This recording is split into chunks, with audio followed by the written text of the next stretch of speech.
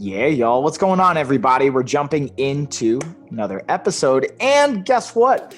Spring is here. That means summer is just right around the corner. So Chuck and I are going to dive into not only looking at some nutrition, some different food types that are common, some of the trends, the do's and the don'ts there, but also looking at how that applies to getting ready for summer, our summer body. And speaking of, that's one of the great ways to utilize our 8 weeks to shred course that Chuck and myself have put together. I'm gonna really say Chuck, I just kind of helped facilitate that process. Don't take that stuff away from you. You tested it.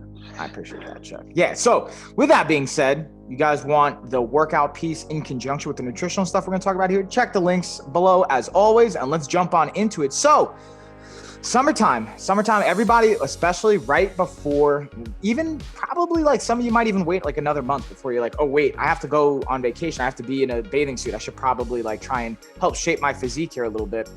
And then you're going to maybe fast, intermittent fasting, use keto, go on these different, whatever the trend is. So Chuck, those two that we've kind of even talked about prior to this, two big ones were keto, intermittent fasting. I mean, paleo, I've heard time and time again, and I don't think there's anything wrong with any style of eating if it makes sense for you in a sustainability wise perspective. We'll dig into that. But I figured we kind of highlight some of the biggest ones that we talked about. Intermittent fasting was one. Looking at keto was another. I wanted to hear maybe from you, Chuck, if there's, I figure we'll start with those, but if there's any ones that came to mind too in the meantime. I think those are the two biggest things. And look at the trends over the last couple of years. You have, your paleos, you have your, I'm going to go completely carnivore, or I'm going to go completely vegan, or, but keto and intermittent fasting have been the two like on the forefront recently of what like social media is kind of pushing towards everybody. So I wanted to kind of get into, what's right, as people who are on social media all the time, we are very driven by these influencers and fitness people on social media.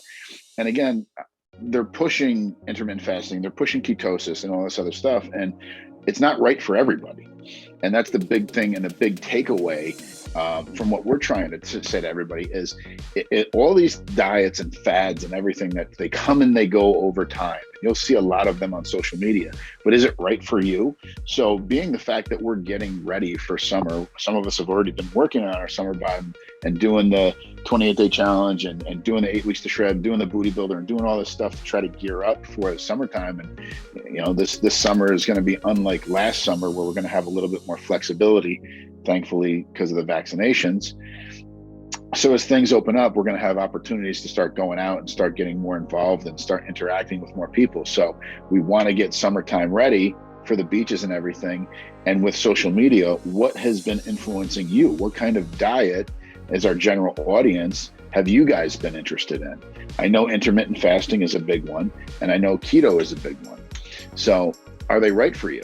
Ultimately, we have to look at what's going on in your life. We have to look at your body comp, because not everybody has the same body composition. Not everybody has the same type of food sensitivities. Not everybody has the same type of diet that'll work for you. A 46-year-old male is going to have a completely different diet than a 22-year-old male. Same thing with my wife. My wife just turned 43. She's going to have a completely different diet than, let's say, a 30-year-old female. So what's right? You can't just mass put out there on social media, everybody should try this diet, go for it, because it's not going to work for everybody. 100%. Even just to offer up like even another perspective there, because this is something I see a lot with even our clients, but just again, like you said, on social media and just seeing trends of with even Ashley, like she's still breastfeeding and she's going to have a different protocol than even like Pina, for example, or myself, or anything in between that. So being mindful of not only like goals, again, body composition as well, but I kind of tie this into goals. Like, what are you trying to get out of it? So if like you're breastfeeding, you have to take into account that's burning 400 to 500 calories right there in and of itself. So fasting or intermittent fasting may not even be a move for you. And that's a very specific, unique kind of dialed in situation. There's a lot of variations in between. So I think to generalize it, to take a step back, to help with that question we're posing here, to understand like if there's a new trend out, how do we know if this is right for me? What should I do? Is, again, like Chuck said, looking at your lifestyle, looking at your routine. So on a day-to-day basis, like, do you already notice that you may be skipping breakfast as is? Like, for example, if the first meal you eat, I have a client I was just talking to prior, they were saying how their first meal is probably at around 12 or 1 o'clock naturally. So if that's already what's happening and you are enjoying that schedule and it makes sense for your lifestyle, maybe we lean into that. And that's where intermittent fasting can be something that we leverage. Now, again, you have to also consider, are we seeing results too? Because there's this other question we always ask, right. How's that working for you? Is it working? Because if you're, let's paint another picture. I've gone down this road myself where we do too far into an intermittent fasting window where I've gone like 18 hours and then do 6 hours of feeding. That's a little too extreme for me. 14 to 6 is what I found to be best when I am doing it. Of this idea of, all right, we don't eat up until, let's say, 1, 2 o'clock, but then from 2 o'clock to 8 o'clock, we're eating. But in that window, if you find yourself still eating, like, let's paint this picture. Let's be real. Like, all right, I had a salad to start, or I had these good choices. And then come 8 o'clock, you're like, oh man, I caved and I had 6 cookies, or I'm making up an example here. That's a great indication of what I'm doing may not be the best move. And it may be time to make a change. Right. And also to talk about intermittent fasting as well, we want to make sure that we're still getting enough macronutrients in our body to sustain our activities and to sustain our lifestyle. So for me, usually I follow a 16 8-hour window, and I catch myself doing it a lot. I catch myself constantly preaching what people should do, and I fall victim to not doing it myself all the time. So I know for a fact that intermittent fasting is not really the best choice for me, because for me, within those 8 hours that are actually feeding time for me, I know I'm never going to fit in the proper amount of macronutrients I need within those 8 hours that I should be feeding. So I personally go by lean body mass. So I usually go for 1 gram of protein for every 1 pound of lean body mass that I have on my body. Now, me. So again, everybody's got a different body comp. My lean body mass alone is 198 pounds. So that means I have to have 198 grams of protein in my system to sustain a healthy lifestyle. Am I getting 198 grams of protein within an 8-hour feeding window? Chances are no. If I'm only eating 2 to possibly 3 times at each meal, I'm not going to get that in, because you look at your average 8 ounces of chicken, fish, or meat, you're getting an average of anywhere between 40 to 48 grams of protein in there. And that 8 ounces of, no matter what it is, meat, chicken, or fish, you're still going to get that certain level of protein in there. So I'm not eating 8 ounces of a protein at lunch, and I'm not eating sometimes I'll eat an 8 ounce at dinner time, but you still, that in itself, if I'm eating 8 ounces at lunch and 8 ounces at dinner, I'm only getting in around 90 grams of protein in my body. I still have another 100 and some odd grams of protein that I need to get into my body. Am I going to get that from 1 protein shake? No, it's impossible. So is intermittent fasting right for me? Not really, but I can maintain my physique the way it is. But if I want to improve on that, I know I have to make some changes. So I'm saying intermittent fasting is not right for everybody. Yeah. And then digging into, again, those goals, knowing, okay, we acknowledge, all right, I'm going to ask the question, is this working for me? How is it working? Okay, it's working. We continue that path, right? And can continue to go down that if it makes sense. And again, ultimately, at the end of the day, sustainability, everybody, because I know this isn't like, even with summer coming up and we do want to prepare, it's not like there's going to be that overnight transformation that's going to be sustainable. We could 100% hard diet and do these extreme measures, and we can totally prep somebody saying like, all right, let's say you have your wedding or a vacation or whatever, and we can get you ready for that. The downside to that, and this is why we don't like to even go to these extremes unless like few and far in between, truthfully, like maybe like a combat sport event where you have to make weight and we have certain protocols. And even there's sustainability in mind with outside of camp. What are we doing to maintain? And to Chuck's point, like you said, maintenance.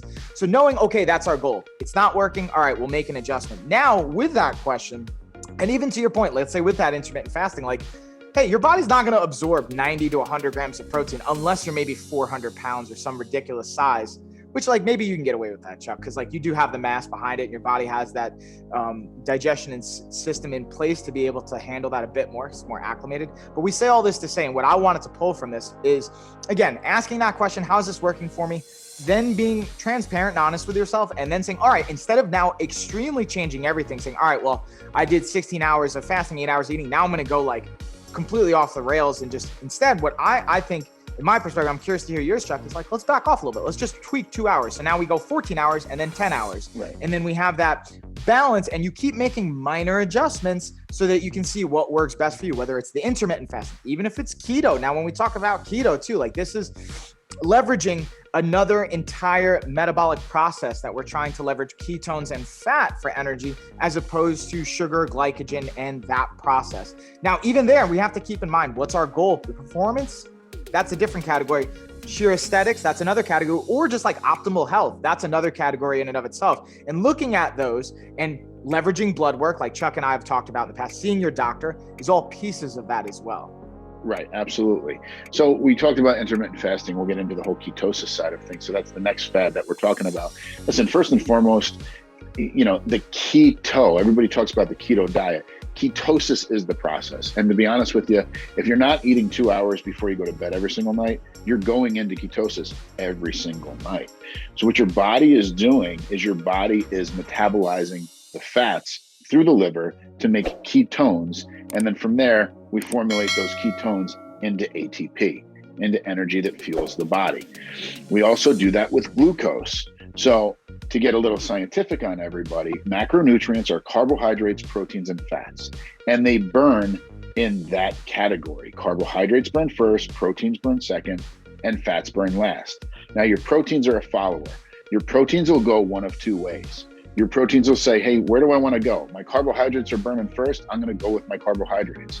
And your carbohydrates and your proteins burn into glucose. Glucose turns into ATP, and you get energy in the body.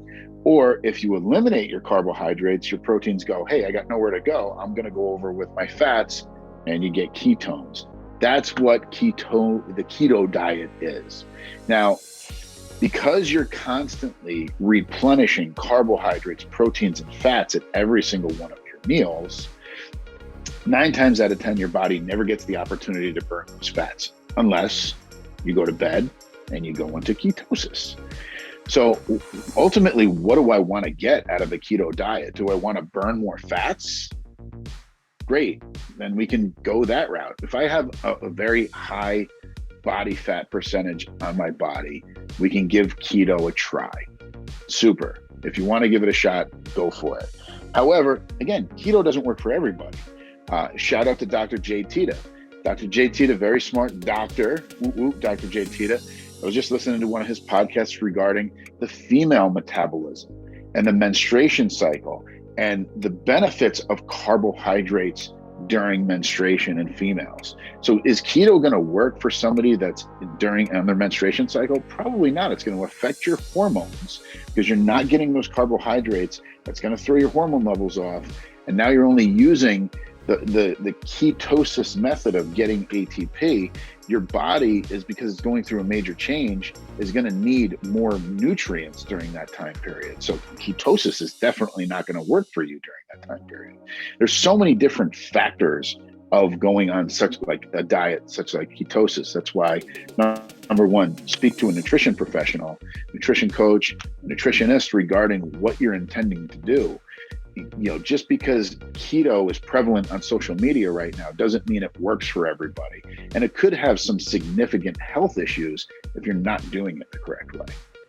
100%. And just to pull out like a point in there that I think is important as well that you mentioned is even looking at, like, again, our female menstruation cycle. Here's the other component of even like, now you guys can say like, hey, that's all good, but I do have someone on social media that I do follow. Maybe they are a doctor. Maybe they are somebody that is a dietitian, nutritionist, whatever have you. And maybe they're even saying, hey, you can do this as a female or whatever the recommendation is. Or they're saying, hey, you know what? I have a friend or somebody I know that's same age as me, maybe similar body composition, and I want to do exactly what they did. And the other side to that I do want to pull out as well is, again, we don't know their hormone profile. We don't know their nutrient profile. We don't know all those other things. And that's where, again, going back to working with a health professional can be crucial, because even if some of the other things on the surface seem similar, there's other things behind the scenes, even digestional health. that can be a component with bacteria. And even when we look at keto, I've done it myself. I know Chuck, I'm changing your name to Keto Chuck now.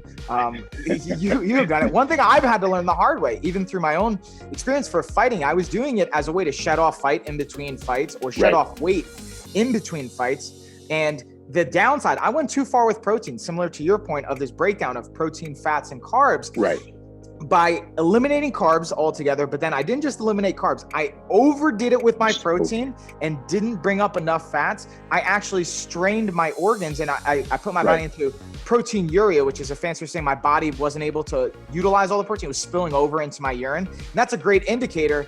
Hey, we should probably be backing off the protein, because the other thing too is ketosis isn't the most efficient form of creating energy. Our body doesn't want to do it right away, which is why it doesn't do it. To your point, Chuck, leveraging carbs first. So what we want to look at is, okay, am I eating, even if ketosis may make sense for us, then being mindful, again, can I keep that in a sustainable way? Because guess what happens? Let's say we see progress. That's great. Now, and I have another client I was talking to this weekend saying, hey, I did ketosis, I saw results, but the second I put carbs back into my body didn't process it well, and I went too hard. And that's the other side of it too, is this transition of going from, which I've actually been able to utilize it. I know you've been able to do it with a maintenance phase. The downside is you can't just go from ketosis to like, I'm going to go eat like French toast with syrup and like loaded simple sugars and things like that. It has to be a progression. That's again, where a coach or guidance comes into play as well. Right. Yeah. You'll definitely, if you want to do something like that, if you start doing keto, you'll experience keto flu because your body is transitioning. And then if you say, okay, I'm going to do keto for a certain amount of time, but then throw a cheat meal in there, and then I'm going to throw carbs or simple sugars in there, your gastro system will go absolutely bonkers. But one thing to pull out what you said regarding your protein, and that's something to be very keen about when you're talking about ketosis. If we spike our protein levels, if we drop our carbohydrate levels and we spike our protein levels, our protein will still convert into glucose. It'll still constantly convert ketoacidosis. Yeah, and it won't know where to go, because listen, we've always burned over here with the carbohydrates. We're now taking in more. So it's not, your body won't go into ketosis because your proteins will convert into glucose because you're having too much proteins, and there's risks in doing so. So we want to do things the right way. And ultimately, what's the right way to do it? There's no right way for everybody. The best thing that we can talk about doing is eating clean foods in moderation. So that's like the best step that you could start possibly doing. Chuck, Mike, how do I start? Well, let's start number one by looking at what we eat and taking out some of those processed foods that we like to eat, the yum foods that are processed through and chemicals are in them. Let's remove those from the diet and start to feel better. And then from there, let's talk about how much, portion size, portion control. And then ultimately, the greatest thing we can do is hydrate our body, drink as much water as we possibly can. Those three things alone, if we change our method of diet, I got mine right here. So see, hydration. If we change our method and our thought process of these fad diets, what are these fad diets? Don't diet. Change your mindset to not eat the processed foods, to be cognizant of what's on my plate and the amounts that are on our plate, and ultimately drink more water. Boom. And just to peel the layer back here a little bit, because I can already hear you guys asking this question, or the two questions that commonly are associated with this is like, which is 100%, we want to be mindful of the choices that we're making, have those clean food choices as well as the portions. Now you say, Mike and Chuck, I don't know what clean foods are. What does that mean? That sounds like, I don't know. I have no idea. I need a list. I need something. Well, we can kind of dig into that for a second. And then also the other side of portions, like, all right, cool. What's a good portion for me? We also have a tremendous amount of resources. I'll put more kind of resources and descriptions below. You guys can check out from our portion serving guide that we really like. Kind of, it's a great starting place. It doesn't mean it's perfect for everybody because everyone's different, like we just talked about, but it's a reference point to start from, knowing how to use your hand, for example, as a portion reference place. And then going back into like these healthy, clean choices, like Chuck was saying, minimally processed. That's, to me, at the end of the day, what that means. The least amount of steps and processes the food or item has to go through, the better. Now, that doesn't even mean, it's just cookies, for example. Like we can even look at, let's call it a I'm just going to use lentil pasta, even though we like just had some that was like minimally processed. I'm just going to use as an example pasta or any types of food. Just because you think it's healthy or it's being advertised as healthy doesn't necessarily make it a clean choice. It can still be very processed and have additives to it and additional things being put in. So ultimately, the easiest way to recognize if something is a clean choice, green choice, healthy choice that we want for our body is I look at ingredients first and foremost. Like, all right, if it has more than like 2-3 lines of ingredients, maybe 8 to 10 ingredients. And this is subjective based on what the particular item is. More ingredients, usually the worse, and more steps it has to go through. And the other side of it is ideally try and keep it where it's like one ingredient. Like when you get fruit or produce or meat, it's usually 1, 2, maybe 3 items that are going to be the ingredients. That's the best way to go about it, in my opinion. Right. You know, like we preach in our household, organic grass-fed products. You know, the more, you know, we've talked about this on previous podcasts. My kids love pancake sundaes, and we love crushing up cookies, and we make Oreo cookies on pancake sundaes. But we don't have that box of Oreo cookies in the shelf. We have these organic sandwich cookies. Like, I'm sure they don't. I don't eat them, so I'm sure they don't taste exactly like Oreo cookies, but the kids got used to them and the kids eat them. There's less ingredients in that box of organic sandwich cookies than there is in that box of Oreo cookies. And I'm not knocking Oreo. I just don't eat them. I don't let my kids eat them because there are a ton of ingredients on that label when you go to look at those Oreo cookies versus that box of organic sandwich thins.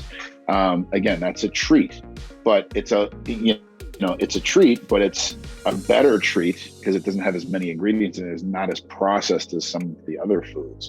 We like to eat the Banza pasta, chickpea pasta, which it's still a processed food, but it's less processed than regular pasta. So we don't have regular pasta in our house. What? An Italian doesn't have regular pasta in his house? Yeah, we don't have regular pasta in our house. Even the kids eat the Banza pasta. They don't know it's Banza pasta because honestly, you put sauce on it, it tastes like the sauce. But the less processed items that you have, the better it is for you. So we talk about clean eating. Look at the labels. And I know, listen, it's not for everybody. This is a choice you have to make. And I'm not preaching this to everybody, but if you want to start somewhere and instead of listening to all these fad diets anywhere, just go by those 3 rules. Eat less processed foods, more whole foods, watch your portion size, and drink more water. And just those 3 things right there, you're at a way better starting point than going on social media and looking up what the next fad diet is. Because honestly, there's going to be another fad diet in another year. There's some intermittent fasting and keto. Everybody will stop talking about that soon. And the next thing is going to be out there within a year. I guarantee you. And that's like another piece. And then I even, the not to even introduce a whole nother topic, but just something to pull from this. And this is kind of what we're bringing home for you guys. Cause I can hear everybody saying like, okay, awesome. That gives hopefully some now direction and guidance with it, some actionable steps to be taken of, hey, look at ingredients. The least you can kind of find for the most part is a general kind of application, the better. Looking at, again, hydrating the body, overall impact of our choices, how we're feeling can also be a great indicator. And is it getting you towards the results that you want? But like Chuck said, again, be mindful, know how to ask these questions. And when in doubt, like, again, you're on social media. There's so much to leverage. There's so much kind of information out there. Find people that you know, like, and trust. And when I say no, you don't have to know them like personally, like hang out with them, but know them, know maybe they were referred to you. That's how you guys probably found us, either by somebody that works with us or you just happen to stumble across it and you like us and trust us because of you're watching this. Find that, not maybe just us, but more in addition to that, and then leverage it, whether from a coaching side, us here, or ask us questions. Shoot them via email, direct messages on social media. That's what we have the kind of information for below as well. And we're happy to take that information and introduce it into those topics. So again, just to kind of recap for you guys, the actionable steps here, I guess hopefully the value is 1, being able to ask those questions. Is this working for me? Is it not? How do I feel? Is it getting me towards my goal? Making small adjustments on whatever that answer is. And then for those healthy, clean choices, minimally processed, and being able to have that be something that you can hopefully pull from the ground as much as possible, fruits, produce, meat, things like that. And yeah, so that's my kind of recap on the actionable steps. Yeah. Chuck, I'm going to kick it to you, and then we're going to get you guys out of here. Absolutely. And again, like Mike said, if you have any questions, hit us up. We'll make sure that we put our social media links at the bottom of the page. Ultimately, listen, we're not trying to force people to do this. It's got to be you willing to take those steps. And if you're willing to take those steps, and if you have questions, reach out to us. Like Mike's saying, less processed, be portioned, mindful of those portions, drink the water. If there's one thing that I can take away from what we've gone over, everything we've gone over today, is I want everybody to drink more water, period. Drink more water. Get rid of the sodas. Get rid of, the iced teas, the lemonade. Is it nice to have occasionally? Absolutely. Especially summertime. I know people want those cool drinks, refreshing. Like, be mindful of that. And be mindful of it. Instead of having a 6-pack of beer, have a couple of cocktails, less tea. Calories. Right. Less calories in the cocktail. Oof. Listen, my drink of choice during the summertime, a cold beer is nice and refreshing. But what I'll do is I'll take some vodka and I'll take some unsweetened iced tea and cap it off with a little bit of lemonade. Yes, I'm not making a great choice by having an alcoholic beverage, but occasionally we like to have them. And I'm making a smarter choice because there's less calories going into what I'm drinking. But that's a topic for another podcast. Let's focus on just drinking more water. Let's be healthy. Let's drink more water. And let's ultimately not pay attention to what's on social media. Let's just be mindful of what a diet necessarily is. And let's get away from the fad diets and focus more on clean eating, drinking more water, being more mindful. Boom. And with that, I'm going to leave you guys to it. Chuck, you're the man as always. You guys rock. I see you guys putting in that work, having that kind of insight or wanting that insight, and that's why you're here. So appreciate you guys, and we will check you on the next episode. Later, y'all. Take care. Thanks for listening.